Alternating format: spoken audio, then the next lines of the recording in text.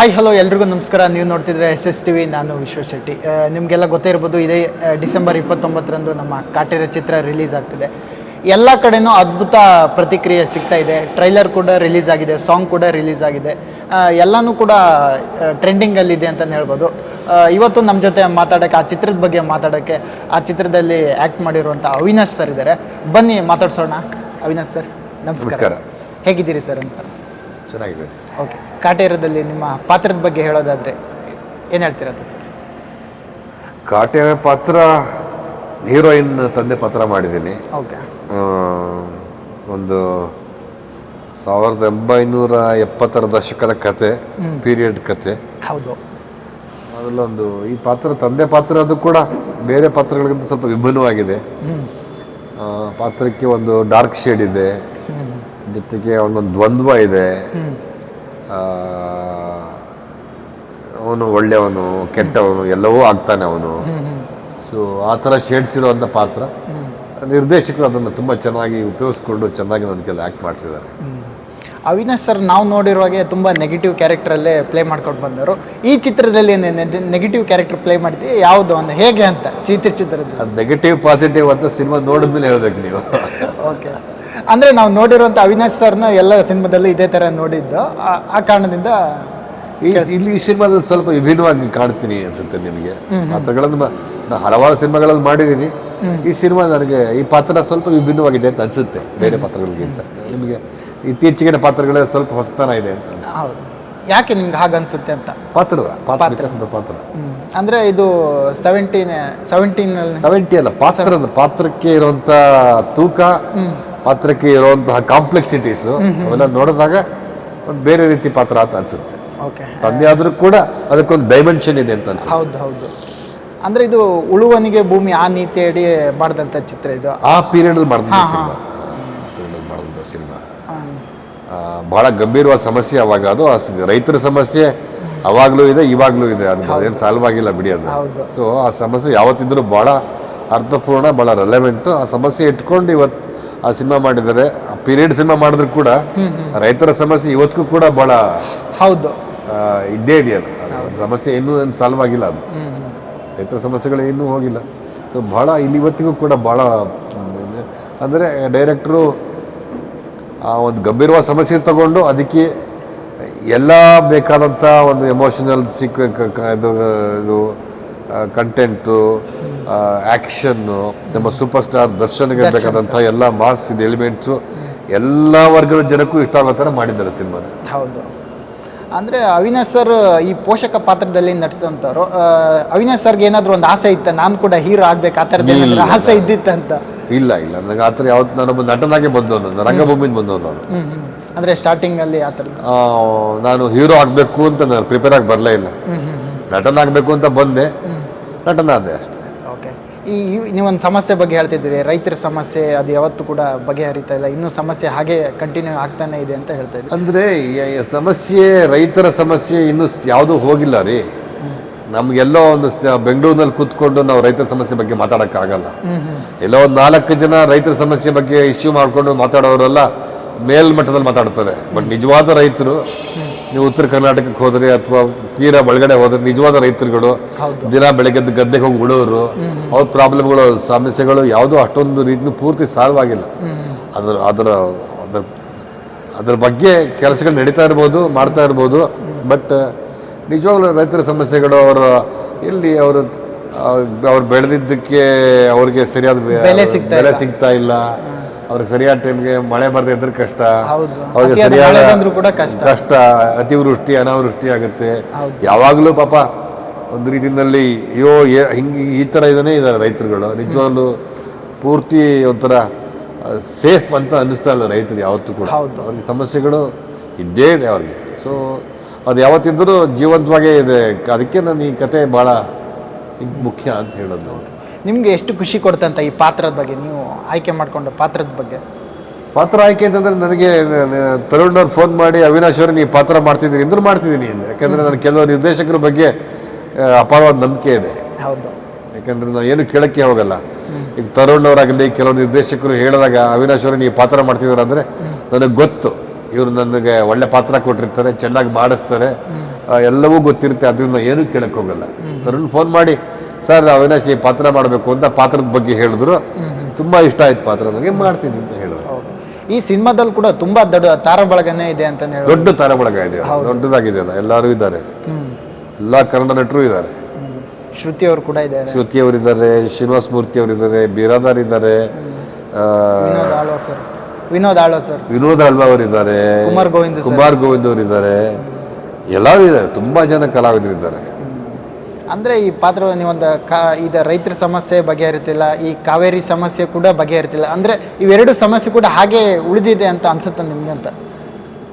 ನೋಡ್ರಿ, ಸಮಸ್ಯೆಗಳು ಬಗೆಹರಿದ್ರೆ ರಾಜಕಾರಣಿಗಳಿಗೆ ಕೆಲಸ ಇರಲ್ಲ, ಸೊ ಸಮಸ್ಯೆಗಳು ಬಗೆಹರಲ್ಲ ಬಿಡಿ. ಸಮಸ್ಯೆಗಳಿದ್ರೇನೆ ಕೆಲಸ ಆ ಥರದ್ದು ಇರ್ತಾರೆ ಏನು? ಸಮಸ್ಯೆಗಳಿದ್ರೆ ಅದನ್ನ ಬಗೆಹರಿಸಕ್ಕೆ ಒಂದು ಕೆಲಸ ಇರುತ್ತೆ, ಬಗೆಹರಿದು ಬಿಟ್ರೆ ಆಮೇಲೆ ಏನು ಕೆಲಸ ಇರುತ್ತೆ? ಓಕೆ, ಆ ಥರದ್ದು ಬಗೆಹರಿಸ್ಬೇಕು. ಆ ನಿಟ್ಟಿನಲ್ಲಿ ಕೆಲವರು ಮಾಡ್ತಾರೆ, ಕೆಲವರು ಮಾಡಲ್ಲ. ಅದು ರೈತರ ಸಮಸ್ಯೆ ಒಂದು ಪ್ರದೇಶ ಸಮಸ್ಯೆ ಅಲ್ವಲ್ಲ, ದೇಶದ ಪ್ರಾಬ್ಲಮ್. ಹೌದು ಹೌದು. ಸೊ ಅದೆಲ್ಲ ಅಷ್ಟು ಸುಲಭವಾಗಿ ಸಾಲ್ವ್ ಆಗಲ್ಲ, ಅದಕ್ಕೆಲ್ಲ ಸಮಯ ಬೇಕು. ಬಟ್ ಕೆಲವರು ನಿಟ್ಟಿನಲ್ಲಿ ಪ್ರಯತ್ನ ಮಾಡ್ತಾರೆ, ಕೆಲವರು ನಮ್ಮ ಕಣ್ಣಾಗ ಬಂದಂಗೆ ಇನ್ನು ಸಮಸ್ಯೆಗಳು ಇದ್ದೇ ಇದೆ. ಹೌದು ಹೌದು. ಅಂದ್ರೆ ಈ ಚಿತ್ರದ ಬಗ್ಗೆ ಹೇಳೋದಾದ್ರೆ ನಮ್ಮ ನಾಯಕ ನಟ ದರ್ಶನ್ ಅವ್ರ ಬಗ್ಗೆ ಹೇಳೋದಾದ್ರೆ ಏನ್ ಹೇಳ್ತೀರಾ ಅಂತ? ದರ್ಶನ್ ಬಗ್ಗೆ ಹೇಳಕ್ ನಮ್ಗೇನಿದೆ, ಅವ್ರು ಸೂಪರ್ ಸ್ಟಾರ್, ಅವ್ರ ಫಾಲೋಯಿಂಗ್ ಏನು ಅಂತ ಗೊತ್ತು ನಿಮಗೆ. ಹೌದು, ಅವ್ರಿಗೆ ಎಷ್ಟು ಫ್ಯಾನ್ಸ್ ಇದ್ದಾರೆ ಅಂತ ಗೊತ್ತು. ಬರ್ಡೇ ಟೈಮ್ ಬಂತಂದ್ರೆ ಇಡೀ ಒಂದಿನ ಆ ಕಡೆ. ಹೌದು ಹೌದು ಹೌದು. ಸೊ ದರ್ಶನ್ ಬಗ್ಗೆ ಹೇಳಕ್ಕೇನೂ ಇಲ್ಲ, ಅವರು ನಮ್ಮ ಕನ್ನಡದ ಸೂಪರ್ ಸ್ಟಾರ್. ಅವರು ಅವ್ರಿಗೆ ಇರುವಂತ ಮಾಸ್ ಫಾಲೋಯಿಂಗ್ ನಾನು ನೋಡೇ ಇಲ್ಲ. ಹೌದು, ಯಾಕಂದ್ರೆ ನನ್ನ ಮನೆ ಹತ್ರನೇ ಇರೋದು, ಅವ್ರು ನೋಡ್ತೀನಿ ಹೆಂಗೆ, ಅವ್ರು ಗೊತ್ತು ನನಗೆ ಅವ್ರ ಮಾಸ್ ಫಾಲೋಯಿಂಗ್ ಹಿಂಗಿದೆ ಅಂತ. ಈ ಸಿನಿಮಾದಲ್ಲಿ ಇಡೀ ಸಿನಿಮಾ ಪೂರ್ತಿ ಆವರಿಸ್ಕೊಂಡ್ಬಿಟ್ಟಿದ್ದಾರೆ, ತುಂಬಾ ಅದ್ಭುತವಾಗಿ ಅಭಿನಯ ಮಾಡಿದ್ದಾರೆ, ಅವ್ರು ಅದ್ಭುತವಾಗಿ ಕಾಣ್ತಾರೆ. ನಾನು ಟ್ರೈಲರ್ ನಿಂತ ನಾನು ನೋಡಿದೆ, ಓ ಅಂತ ಕಾಣ್ತಾರೆ ಅದ್ಭುತವಾಗಿ, ಒಂಥರ ಬೆಂಕಿ. ಹೌದು, ಸಿನಿಮಾದಲ್ಲಿ ಒಂದು ನಿರೀಕ್ಷೆ ಇಟ್ಕೊಂಡಿದ್ದೆ, ಅಂದ್ರೆ ದರ್ಶನ್ ಸರ್ ಸಿನಿಮಾ ಅಂದ್ರೆ ಒಂದು ನಿರೀಕ್ಷೆ ಖಂಡಿತ ಇದ್ದೇ ಇರುತ್ತೆ. ಬಟ್ ಟ್ರೈಲರ್ ನೋಡಿದಾಗ ಅದು ದುಪ್ಪಟ್ಟು ಇನ್ನೂ ಜಾಸ್ತಿ ಆಗೋಗಿದೆ ಅಂತ. ನಿರೀಕ್ಷೆ ಖಂಡಿತ ಸುಳ್ಳಾಗಲ್ಲ, ಎಲ್ಲ ನಂಬಿಕೆ ಇದೆ. ಈ ಸಿನಿಮಾ ದೊಡ್ಡ ಮಟ್ಟದಲ್ಲಿ ಗೆಲ್ಲುತ್ತೆ ಅಂತ ಖಂಡಿತ ನಂಬಿಕೆ ಇದೆ. ಓಕೆ, ಸೆಟ್ ಅಲ್ಲಿ ಬಂದಾಗ ದರ್ಶನ್ ಸರ್ ನಿಮ್ ಜೊತೆ ಯಾವ ರೀತಿ ಇರ್ತಿದ್ರು ಅಂತ? ದರ್ಶನ್ ಅವ್ರ ಜೊತೆ ನಾನು ಸುಮಾರು ಸಿನಿಮಾ ಮಾಡ್ಬಿಟ್ಟಿದ್ದೀನಿ. ಹೌದು, ಒಂದಲ್ಲ ಎರಡಲ್ಲ. ದರ್ಶನ್ ನಮ್ಗೆ, ನಾನು ಅಂತಲ್ಲ, ಯಾವುದೇ ಹಿರಿಯ ಕಲಾವಿದರು ಅದಕ್ಕೆ ತುಂಬಾ ಗೌರವ, ತುಂಬಾ ಪ್ರೀತಿ. ನನ್ನೊಬ್ಬನೇ ಅಂತಲ್ಲ, ಯಾರೇ ಆದ್ರೂ ಕೂಡ ಅಪಾರವಾದ ಗೌರವ ಕೊಡ್ತಾರೆ, ಅಪಾರವಾದ ಪ್ರೀತಿ ಕೊಡ್ತಾರೆ, ತುಂಬಾ ಚೆನ್ನಾಗಿ ನೋಡ್ಕೊಳ್ತಾರೆ ಕಲಾವಿದರನ್ನ. ಅವರು ಇವರು ದೊಡ್ಡ ಕಲಾವಿದರು, ಸಣ್ಣ ಕಲಾವಿದರು ಅಂತಲ್ಲ, ಅದರದ್ದೆಲ್ಲ ಏನು ಮಾಡಲ್ಲ.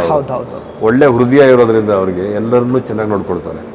ಅವ್ರು ಬಂದ್ರೆ ಖುಷಿ. ದರ್ಶನ್ ಅಂತ ಅಂದ್ರೆ ಸೆಟ್ ಅಲ್ಲಿ ಒಂಥರ ಲವಲವಿಕೆ ಇರುತ್ತೆ, ತುಂಬಾ ಖುಷಿಯಾಗಿರ್ತೀವಿ, ತುಂಬಾ ಲವಲವಿಕೆ ಇರ್ತೀವಿ, ತುಂಬಾ ಚೆನ್ನಾಗಿರುತ್ತೆ ದರ್ಶನ್ ಜೊತೆ.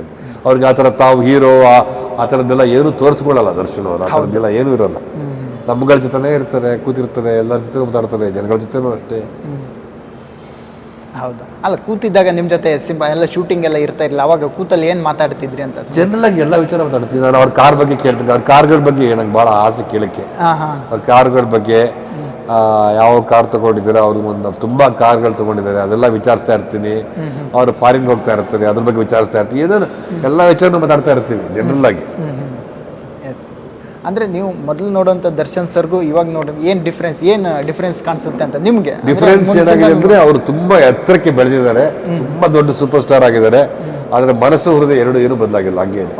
ನೋಡಕ್ ರಫ್ ಆಗಿ ಕಂಡ್ರು ಮನಸ್ಸು ಮಾತ್ರ ಅವ್ರಿಗೆ ಯಾವಾಗಲೂ ಹಂಗೆ ಇದ್ರು.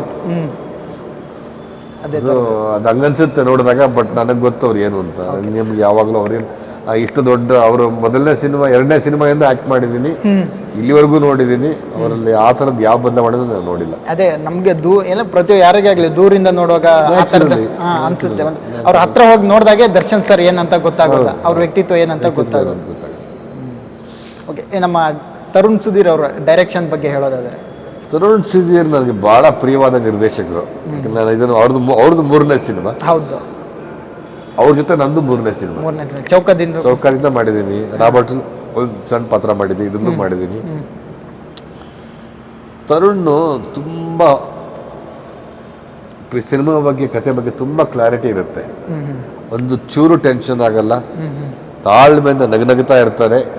ಯಾರಿಗೂ ಒಂಚೂರು ಸ್ಟ್ರೆಸ್ ಮಾಡಲ್ಲ, ಯಾರಿಗೂ ಇದಲ್ಲ. ತುಂಬಾ ಕಂಫರ್ಟಬಲ್ ಆಗಿ ಎಲ್ಲಾ ಕಲಾವಿದರಿಂದ ಅವ್ರಿಗೆ ಏನ್ ಬೇಕೋ ಅದನ್ನು ತಗೋತಾರೆ. ಗೊತ್ತೇ ಆಗಲ್ಲ ನಮಗೆ. ಹೌದು, ಆಲ್ರೆಡಿ ಅವರು ತಗೊಂಡಿರ್ತಾರೆ ನಮ್ಮಿಂದ. ತಗೊಂಡಿರ್ತಾರೆ. ನಾವು ಡಬ್ಬಿಗೆ ಹೋದಾಗ ಅಯ್ಯೋ ಇಷ್ಟು ಚೆನ್ನಾಗಿ ಮಾಡಿದೀವ ಅಂತ ಅನ್ಸುತ್ತೆ. ಯಾಕೆಂದ್ರೆ ನಿರ್ದೇಶಕರ ಕಾರಣ. ಅಲ್ಲಿ ತಗೊಂಡಿರ್ತಾರೆ ಕೆಲಸ. ಏನ್ ಬೇಕು ಎಲ್ಲ ಕರೆಕ್ಟಾಗಿ ಗೊತ್ತು ಅವ್ರಿಗೆ. ಅಷ್ಟು ಕ್ಲಿಯರ್ ಇರುತ್ತೆ ಮೈಂಡ್ ಅವ್ರಿಗೆ, ಅಷ್ಟು ಪಕ್ಕ ಅವರು. ಅಂದ್ರೆ ಈಗಿನ ಟ್ರೆಂಡ್ಗೆ ಇಂಥ ಡೈರೆಕ್ಟರ್ಗಳು ಬೇಕಾಗಿತ್ತು. ಖಂಡಿತ ಬೇಕು.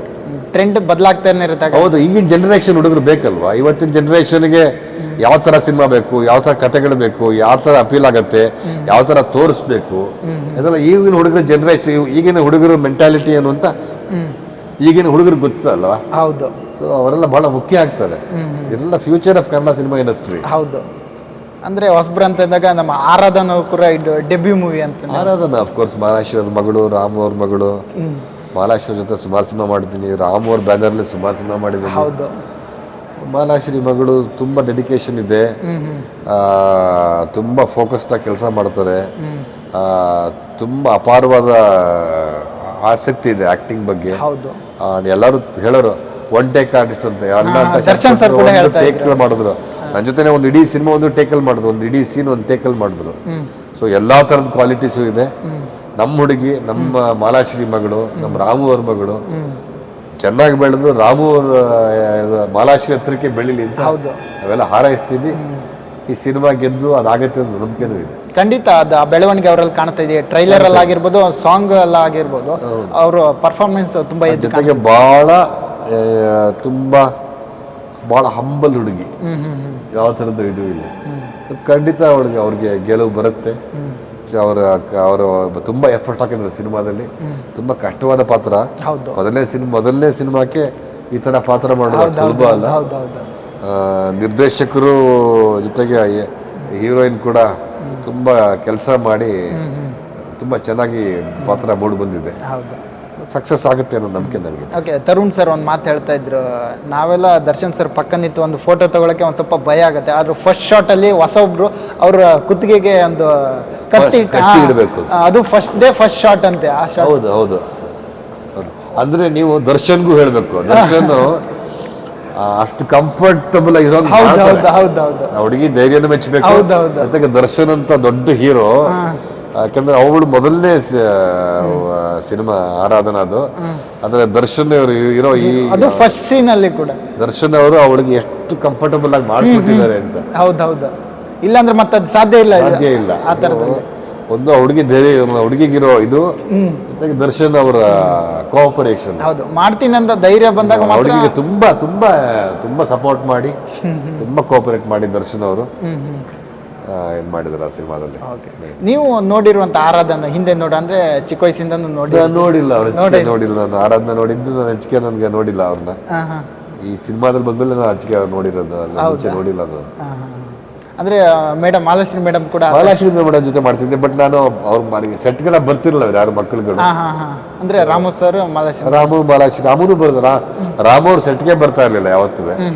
ಮಾಲಾಶ್ರೀ ಜೊತೆ ಆಕ್ಟ್ ಮಾಡಿದಾಗ ನಮ್ಮ ಮಗಳನ್ನ ನೋಡಿದ್ರು ತುಂಬಾ ಚಿಕ್ಕ ಮಗು, ನನಗೆ ಗೊತ್ತಿಲ್ಲ, ನನಗೆ ಜ್ಞಾಪಕ ಇಲ್ಲ. ನಿಜವಾಗ್ಲೂ ನೋಡಿದ್ದು ಈ ಸಿನಿಮಾದಲ್ಲಿ. ಅಂದ್ರೆ ಶಾಕ್ ಏನಾರು ಆಯ್ತಾ? ಶಾಕಿಂಗ್ ಇಷ್ಟು ದೊಡ್ಡ ಮಾಲಾಶ್ರೀ ಅವರಿಗೆ ದೊಡ್ಡ ಮಗು ಇಲ್ಲ, ಗೊತ್ತಿತ್ತು ನನಗೆ ಮಾಲಾಶ್ರೀ ಮಗಳು. ನಾವು ಆ ಹೀರೋನ್ ಆದಾಗ್ಲೇ ನಮ್ಗೆಲ್ಲ ಫೋಟೋಗಳೆಲ್ಲ ನೋಡ್ತಾ ಇದ್ವಿ. ಮಾಲಾಶ್ರೀ ಇರೋ ಮಗಳು ಗೊತ್ತು, ಮಗನೂ ಗೊತ್ತು, ವಿಚಾರ ಗೊತ್ತಿತ್ತಲ್ಲ. ಹೌದು, ಗೊತ್ತಿತ್ತು. ಅಂದ್ರೆ ಈ ಬಾರಿ ಡಿಸೆಂಬರ್ ಅಲ್ಲಿ ತುಂಬಾ ಸಿನಿಮಾಗಳು, ದೊಡ್ಡ ಸಿನಿಮಾಗಳು ರಿಲೀಸ್ ಆಗ್ತದೆ. ಅದು ನಮ್ದು ಕೂಡ ಒಂದು ದೊಡ್ಡ ಸಿನಿಮಾ ಕಾಟೇರ. ನನಗೆ ಬೇರೆ ಭಾಷೆ ಸಿನಿಮಾಗಳ ಬಗ್ಗೆ ಬೇಕಾಗಿಲ್ಲ. ನಮ್ ಕನ್ನಡ ಸಿನಿಮಾ, ನಮ್ ಸೊಗಡಿನ ಸಿನಿಮಾ, ನಮ್ ದರ್ಶನ್ ಸಿನಿಮಾ, ನಮ್ ಮಣ್ಣಿನ ಸಿನಿಮಾ, ನಮ್ ದರ್ಶನ್ ಸಿನಿಮಾ, ನಮ್ ತರುಣ್ ಅವ್ರ ಸಿನಿಮಾ, ನಮ್ ರಾಕ್ಲೈನ್ ಅವ್ರ ಸಿನಿಮಾ, ನಮ್ ಕನ್ನಡ ಸಿನಿಮಾ. ಅದಕ್ಕೆ ಗೆಲ್ಬೇಕು, ಅಷ್ಟೇ ನಮಗ್ ಮುಖ್ಯ. ಕನ್ನಡಿಗರು ಅಷ್ಟೇ ನಮಗ್ ಮುಖ್ಯ, ಬೇರೆ ಏನೂ ಅಲ್ಲ. ಬೇರೆ ಭಾಷೆಗಳು ಬರ್ತಾ ಗೆದ್ರೆ ಸಂತೋಷ, ಏನ್ ಬೇಜಾರಿಲ್ಲ. ಬಟ್ ನಮ್ ಸಿನಿಮಾ ಗೆಲ್ಬೇಕು. ನಮ್ ಕನ್ನಡ ಸಿನಿಮಾ ಇದು, ನಮ್ಮ ಸಿನಿಮಾ ಇದು. ಅವ್ರ ಭಾಷೆಯಲ್ಲಿ ಅವ್ರು ದೊಡ್ಡವರಾಗಿರ್ಬೋದು, ನಮಗೇನಾಗಬೇಕು, ನಮ್ಗೆ ಯಾವತ್ತು ನಾವೇ ದೊಡ್ಡವರು ಅಂತಲ್ಲ. ಈ ಕನ್ನಡ ಸಿನಿಮಾನು ಇಡೀ ದೇಶದಲ್ಲಿ ಲೆವೆಲ್ಗೆ ಬೆಳೆದಿದೆಯಲ್ಲ. ಎಲ್ಲಾ ಸಿನಿಮಾಗಳು ಈಗ ಡಬ್ ಆಗೋದ್ರಿಂದ ಎಲ್ಲರೂ ಎಲ್ಲಾ ಭಾಷೆಯಲ್ಲೂ ಕನ್ನಡ ಸಿನಿಮಾಗಳನ್ನು ಕೂಡ ನೋಡ್ತಾರೆ. ಸೊ ಈಗ ಭಾಷೆಯ ಬೌಂಡ್ರಿನೇ ಇಲ್ಲ ಈಗ. ಹೌದು, ಸಿನಿಮಾಕ್ಕೂ ಭಾಷೆಗೂ ಸಂಬಂಧ. ನಾನು ಎಲ್ಲೆಲ್ಲೋ ಹೋಗಿ ನಾನು ಕಲ್ಕಟ್ಟಾಗೆಲ್ಲ ಹೋಗಿದ್ದಾಗ ಅಲ್ಲಿ ದರ್ಶನ್ ಸಿನಿಮಾ ನೋಡ್ಬಿಟ್ಟು ಬೇರೆ ಭಾಷೆ ಕನ್ನಡ ಸಿನಿಮಾ ಡಬ್ ಆಗಿರ್ತಾರೆ, ಅದನ್ನೊಂದು ಗುರುತಿಡಿತಾರೆ ನಮ್ಮನ್ನ. ಅಂದ್ರೆ ಎಲ್ಲ ಕಡೆನೂ ಆಗಿದೆ ಅಂತ ಆಯ್ತಲ್ಲ. ನನ್ನ ಕಾಶ್ಮೀರದಲ್ಲಿ ಗುರುತಿಡಿದ್ದಾರೆ, ಶ್ರೀನಗರದಲ್ಲಿ. ನೀವು ಆ ಸಿನಿಮಾದಲ್ಲಿ ಮಾಡಿದಿರಾ ಅಂದ್ರೆ ಎಲ್ಲ ಕನ್ನಡ ಸಿನಿಮಾ ಎಲ್ಲ ಕಡೆ ರೀಚ್ ಆಗಿದೆ. ಹೌದು. ಇವಾಗ ಇದು ಕನ್ನಡ ಭಾಷೆ ಅಂತ ಇಲ್ಲ ಈಗ. ಹೌದೌದು, ಎಲ್ಲ ಪ್ಯಾನ್ ಇಂಡಿಯಾ ಅನ್ನೋದನ್ನ ಸಿನಿಮಾ ಗೆದ್ರೆ ಪ್ಯಾನ್ ಇಂಡಿಯಾ ಆಗುತ್ತೆ ಅಷ್ಟೇ. ಓಕೆ, ಅದನ್ನ ಜನರಿಗೆ ಗೆಲ್ಲಿಸ್ಬೇಕು ಅದನ್ನ. ಖಂಡಿತ ಒಂದು ಒಳ್ಳೆ ಸಿನಿಮಾ ಚೆನ್ನಾಗಿ ಸಿನಿಮಾ ಗೆದ್ದಾಗ ಆಟೋಮೆಟಿಕ್ ಆಗಿ ಅದು ಪ್ಯಾನ್ ಇಂಡಿಯಾ ಸಿನಿಮಾ ನ್ಯಾಚುರಲಿ ಆಗುತ್ತೆ. ಅದಕ್ಕೋಸ್ಕರ ಪ್ಯಾನ್ ಇಂಡಿಯಾ ಮಾಡ್ಬೇಕಾಗಿಲ್ಲ. ಹೌದು, ಈಗಿನ ಅದೇ ಪ್ಯಾನ್ ಇಂಡಿಯಾ ಸಿನಿಮಾಗಳೇ ಹೆಚ್ಚಾಗ ಅಂದ್ರೆ ಪ್ರತಿ ಒಂದು ಸಿನಿಮಾ ಗೆದ್ದಾಗ ಮತ್ತೊಂದು ಆ ಲೆವೆಲ್ಗೆ ಮಾಡೋಕ್ಕೆ ಟ್ರೈ ಮಾಡೋದು. ಅಂದ್ರೆ ಈಗ ನೋಡಿ, ಒಂದು ಸಿನಿಮಾ ಬರುತ್ತೆ, ಆ ಸಿನಿಮಾ ಪ್ಯಾನ್ ಇಂಡಿಯಾ ಅಂತ ಮಾಡಿರಲ್ಲ, ಅದನ್ನ ಸಿನಿಮಾ ಮಾಡಿರ್ತಾರೆ, ಚೆನ್ನಾಗಿ ಸಿನಿಮಾ ಮಾಡಿರ್ತಾರೆ. ಆ ಸಿನಿಮಾ ದೊಡ್ಡದಾಗಿ ಗೆಲ್ಲುತ್ತೆ. ಗೆದ್ದಾಗ ಬೇರೆಯವರೆಲ್ಲ ಬರ್ತಾರೆ, ಬೇರೆ ಭಾಷೆಯವರೆಲ್ಲ ಯಾಕೆ ಗೆಲ್ತೀವಿ ಸಿನಿಮಾನ ಅಂತ ಖುಷಿ ಪಡ್ತಾರೆ, ನೋಡ್ತಾರೆ. ಅದೇ ಬೇರೆ ಭಾಷೆಗೆ ಮಾಡ್ತಾರೆ, ಡಬ್ ಮಾಡ್ತಾರೆ, ಎಲ್ಲಾ ಕಡೆ ರಿಲೀಸ್ ಆಗುತ್ತೆ, ದೊಡ್ಡ ಹಿಟ್ ಆಗುತ್ತೆ. ಹೌದು, ಅದು ತಾನಾಗೆ ಆಗುತ್ತೆ. ಹೌದು, ಅದಕ್ಕೆ ಮುಂಚೆ ನಾನು ಪ್ಯಾನ್ ಇಂಡಿಯಾ ಸಿನಿಮಾ ಮಾಡ್ತೀನಿ ಅಂತ ಸ್ಥಿತಿ ಇಲ್ಲ. ಹೌದು, ನಾನು ಕನ್ನಡ ಸಿನಿಮಾನೇ ಮಾಡಬೇಕು. ಹೌದು, ಕನ್ನಡ ಸಿನಿಮಾ ಗೆದ್ದು ಪ್ಯಾನ್ ಇಂಡಿಯಾ ಆಗಬೇಕು ಅಷ್ಟೇ. ಕರೆಕ್ಟ್ ಸರ್ ಅಲ್ವಾ? ಸಿನಿಮಾ ಈ ಕಾಂತಾರ ಸಿನಿಮಾ ಪ್ಯಾನ್ ಇಂಡಿಯಾ ಅಂತ ಮಾಡಿಲ್ವಲ್ಲ ಅವರು, ಶೆಟ್ಟಿ ಅವರು. ಹೌದು, ಕನ್ನಡ ಸಿನಿಮಾ ಮಾಡೋದು ಅದಾಯ್ತಲ್ಲ, ಪ್ಯಾನ್ ಇಂಡಿಯಾ ಲೆವೆಲ್ ಕರ್ಕೊಂಡು ಹೋಯ್ತು, ದೊಡ್ಡ ಲೆವೆಲ್ ಕರ್ಕೊಂಡು ಹೋಯ್ತು. ಯಾಕಾಯ್ತು ಅಂದ್ರೆ ಸಿನಿಮಾ ಚೆನ್ನಾಗಿತ್ತು ಅಷ್ಟೇ. ಅಷ್ಟೇ ಮುಖ್ಯ ಕಡೆಗೆ. Yes sir. ಅಂದ್ರೆ ನಮ್ಮ ಪ್ರೊಡಕ್ಷನ್ ಟೀಮ್ ಅಂದ್ರೆ ನಮ್ಮ KGF 2 ಎಲ್ಲ ಪ್ಯಾನ್ ಇಂಡಿಯಾ ಅಂತ ನಮ್ಮ ಕನ್ನಡ ಸಿನಿಮಾನೇ ಅವೆಲ್ಲ ಗೆದ್ರೆ ಪ್ಯಾನ್ ಇಂಡಿಯಾ ಆಗತ್ತೆ. ಹೌದು, ಅಂದ್ರೆ ಈ ಭಾಗದಲ್ಲಿ ಅಂದ್ರೆ ನಮ್ಮ ಕರ್ನಾಟಕದಲ್ಲಿ ಎಲ್ಲಾ ಭಾಷೆಯ ಚಿತ್ರಗಳನ್ನು ಪ್ರೀತಿಸೋರ ಸಂಖ್ಯೆನೇ ಜಾಸ್ತಿ ಇದೆ ಅಂತಾನೆ ಹೇಳ್ಬೋದು. ಪ್ರತಿಯೊಂದು ಭಾಷೆನೂ ಪ್ರೀತಿಸ್ತಾರೆ, ಪ್ರತಿಯೊಂದು ಸಿನಿಮಾನು ನೋಡ್ತಾರೆ. ಕಲೆಗೆ ಯಾವುದೇ ಕಲೆ ಸಾಹಿತ್ಯ ಎರಡಕ್ಕೂ ಯಾವುದೇ ಬೌಂಡ್ರಿ ಇಲ್ಲ ರೀ. ಇದು ನಮ್ದು ಅದು ಒಂಥರ ಎಲ್ಲಾ ಕಡೆನೂ ಸಲ್ಲುತ್ತೆ.